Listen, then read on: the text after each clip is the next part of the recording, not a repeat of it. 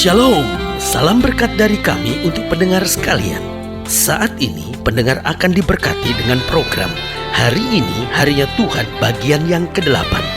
Sebuah program rohani tentang doktrin Alkitab yang menolong kita untuk semakin tertanam dalam kebenaran firman dan bertumbuh dalam kemuliaan. Bersama hambanya, Pendeta Gilbert Lumwendo, STH. Banyak orang merasa doktrin Alkitab sebagai sesuatu yang membingungkan. Tetapi tahukah saudara bahwa doktrin Alkitab intinya adalah memahami Alkitab dengan benar, dengan pemahaman yang sistematis, sehingga kita terus dapat tertanam di dalam kebenaran firman, sehingga kita terus bertumbuh di dalam kemuliaan Allah. Buka hati saudara sekalian untuk menerima berkat-berkat firman-Nya hari ini. Sebenarnya kita harus menyadari bahwa dimanapun kita berada, ada maksud Tuhan, sehingga kita ditempatkan di satu tempat bukan hanya sekedar ditempatkan, tetapi ada maksud Tuhan di dalamnya, ada rancangan Tuhan di dalamnya, ada misi Tuhan di dalamnya. Yang pertama, karena itu jangan kita kecewa dan sakit hati jika kita melewati situasi-situasi hidup yang tidak menyenangkan, karena kita hidup bukan hanya untuk senang, kita hidup untuk menggenapi seluruh rencana Allah. Karena itu Yesus jelas berdoa di Taman Getsemani, biar bukan kehendakku yang jadi, tapi kehendakmu yang jadi. Biar bukan rencana-rencanaku, biar bukan segala cita-citaku, tapi cita-cita Tuhan yang terjadi. Nah, ini yang harus kita mengerti. Dimanapun Tuhan tempatkan, melalui jalan apapun, kita jangan kecewa, kita jangan sakit hati, tetapi kita harus belajar melihat apa maksud Tuhan di balik semuanya, apa rancangan Tuhan di balik semuanya. Karena saudara yang kasih dalam Tuhan, rancangan Tuhan selalu indah, rancangan Tuhan selalu dahsyat, rancangan Tuhan selalu luar biasa. Karena itu sebagai hamba Allah, ini yang saya mau ingatkan buat setiap pendengar sekalian, kita ditempatkan Tuhan dengan maksud ilahi. Mungkin saudara mendengar program ini sudah berkata, aduh pendeta, tetangga saya, aduh ngecewain saya pendeta, aduh tempat kerja saya tuh kekristenan tuh kayak diolok-olok gitu, seperti direndahkan, diremehkan. Saudara yang kasih dalam Tuhan, kita hidup bukan untuk cari enak dan cari nyaman. Nanti di sorga kita akan menerima upah kita, tetapi hidup di dalam dunia ini adalah perjuangan. Hidup dalam dunia ini adalah peperangan. Hidup di dunia ini adalah justru masa-masa yang sedang menghadapi tekanan demi tekanan. Tetapi Alkitab berkata, aku Tuhan menyertai engkau. Alkitab berkata, Allah terus bekerja dalam segala perkara untuk mendatangkan kebaikan. Karena itu tugas kita di tengah situasi hidup yang tidak menyenangkan sekalipun. Jangan kecewa, jangan sakit hati, karena pembela kita adalah Tuhan yang selalu menyediakan yang terbaik buat kita. Haleluya. Yang kedua, menyadari bahwa kita hidup dalam dunia yang sukar, tetapi sebenarnya ada maksud Tuhan. Maka yang kedua, kita harus selalu tabah dan teguh sampai akhir.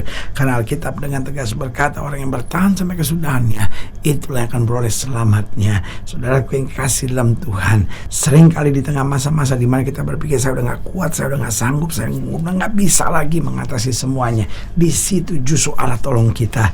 Karena itu seringkali ada banyak orang gagal bukan karena tidak mampu, ada banyak orang gagal bukan karena takdir, ada banyak orang gagal bukan karena nasib, tapi ada banyak orang gagal karena menyerah terlalu cepat.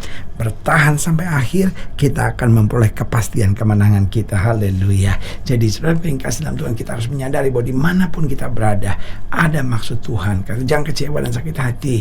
Lalu yang kedua, kita harus selalu tabah dan teguh sampai akhir.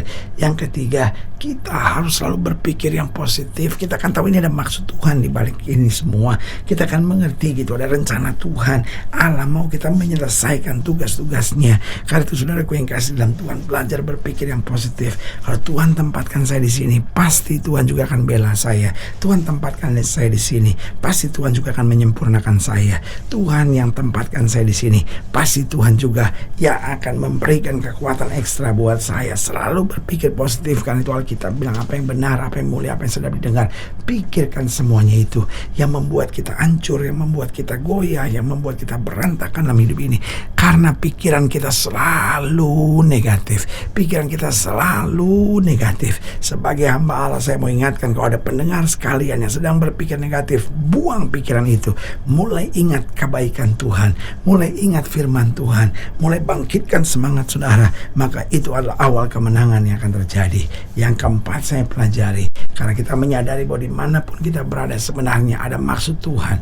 Berarti yang keempat, kita harus selalu meninggikan Tuhan. Kita harus selalu memuliakan Dia. Kita harus bersyukur pada namanya yang sempurna. Haleluya. Saudaraku yang kasih dalam Tuhan, selamat datang dalam program kita hari ini, Harinya Tuhan. Sebuah program rohani yang kembali mengingatkan kepada kita betapa pentingnya kita menjadikan firman Tuhan sebagai dasar keseharian hidup kita. Karena selama kita jadikan firman Tuhan sebagai dasar keseharian hidup kita, langkah-langkah ke depan kita penuh dengan kepastian, kemenangan, berkat, mujizat, dan perkara-perkara besar. Haleluya. Dan dalam program ini kita sedang membahas tentang Allah yang menempatkan. Nah, ini yang harus kita percaya, bahwa dimanapun kita berada, Allah menempatkan kita untuk sebuah maksud ilahi. Haleluya. Nah, saudara yang kasih dalam Tuhan, dalam pembahasan tentang Allah yang menempatkan, kita mau sama-sama belajar ya Kejadian 45 ayatnya yang pertama sampai ayatnya yang ke-15. Kejadian 45 ayat pertama sampai 15. Demikian firman Tuhan di bawah judul perikop, Yusuf memperkenalkan dirinya kepada saudara-saudaranya. Kejadian 45 ayat 1 sampai 15. Ketika itu Yusuf tidak dapat menahan hatinya lagi di depan semua orang yang berdiri di dekatnya. Lalu berserulah ia, "Suruhlah keluar semua orang dari sini." Maka tidak ada seorang pun yang tinggal di situ bersama-sama Yusuf ketika ia memperkenalkan dirinya kepada saudara-saudaranya. Setelah itu menangislah ia keras-keras hingga kedengaran kepada orang Mesir dan kepada seisi istana Firaun. Dan Yusuf berkata kepada saudara-saudaranya, "Akulah Yusuf, masih hidupkah Bapa?" Tetapi saudara-saudaranya tidak dapat menjawabnya sebab mereka takut dan gemetar menghadapi dia. Lalu kata Yusuf kepada saudara-saudaranya itu, "Marilah dekat-dekat." Maka mendekatlah mereka. Katanya lagi, "Akulah Yusuf saudaramu yang kamu jual ke Mesir." Ayat 5, "Tetapi sekarang janganlah bersusah hati dan janganlah menyesali diri karena kamu menjual aku ke sini, sebab untuk memelihara kehidupanlah Allah menyuruh aku mendahului kamu. Karena telah 2 tahun ada kelaparan dalam negeri ini, dan selama 5 tahun lagi orang tidak akan membajak dan menuai. Maka Allah telah menyuruh aku mendahului kamu untuk menjamin kelanjutan keturunanmu di bumi dan untuk memelihara hidupmu sehingga sebagian besar daripadamu tertolong.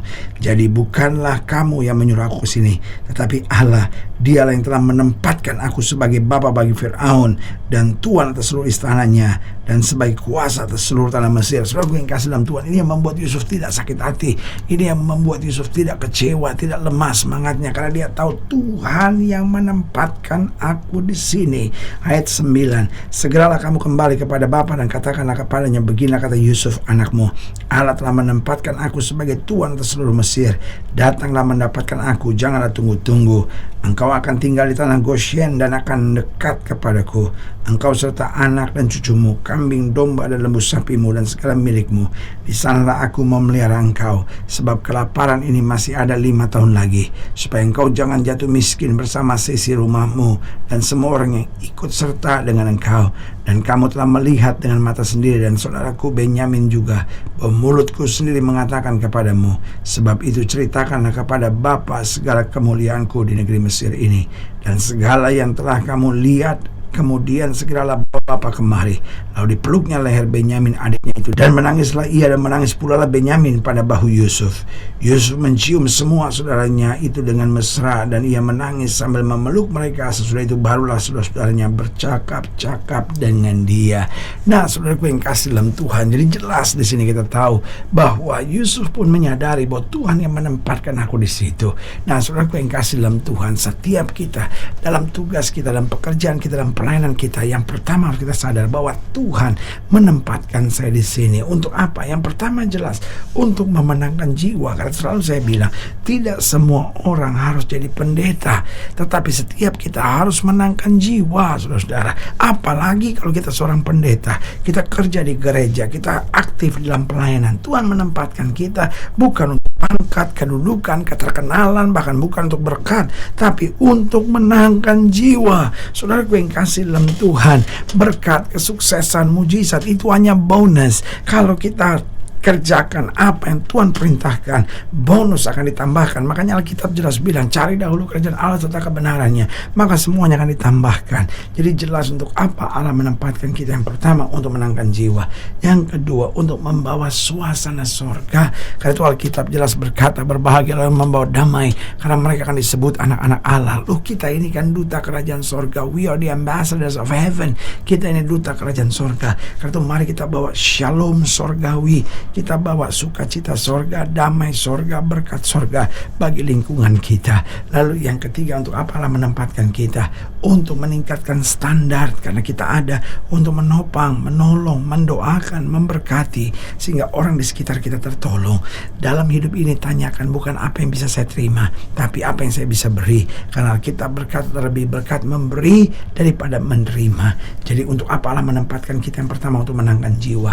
Yang kedua, untuk membawa suasana sorga, untuk membawa shalom sorga, damai sorga di tengah bumi ini. Dan yang ketiga, untuk meningkatkan standar, untuk mendorong, untuk menasihati, untuk membangun, untuk menyatakan kemuliaan Kristus. Dan yang keempat, untuk apa Allah menempatkan kita? Untuk menjadi saksi-saksi Kristus. Alkitab jelas berkata, supaya orang melihat perbuatanmu yang baik dan memuliakan Bapamu yang di sorga. Haleluya. Saudara gue yang kasih dalam Tuhan, jika saudara nilai yang lebih jauh, hubungi kami melalui telepon, hubungi kami melalui surat, kunjungi website kami. Karena kami ada untuk membawa Bapak Ibu saudara senantiasa lebih dekat pada Tuhan dan mengalami kasih kuasa mujizat yang luar biasa. Haleluya.